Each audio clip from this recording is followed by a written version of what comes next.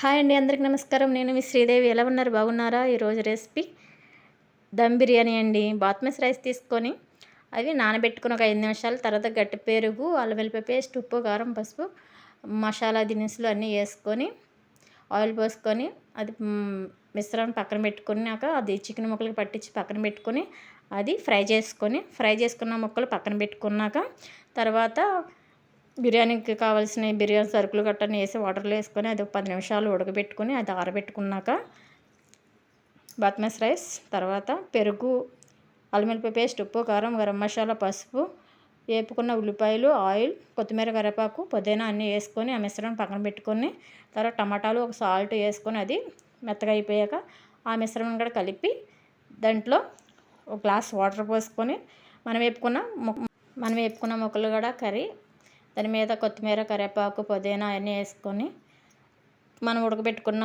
Basmati rice దాని మీద వేసుకొని తర్వాత లాస్ట్లో ఫుడ్ కలర్, నెయ్యి అన్నీ వేసుకొని అయిపోయిందండి బాస్మతి రైస్. వేడి వేడి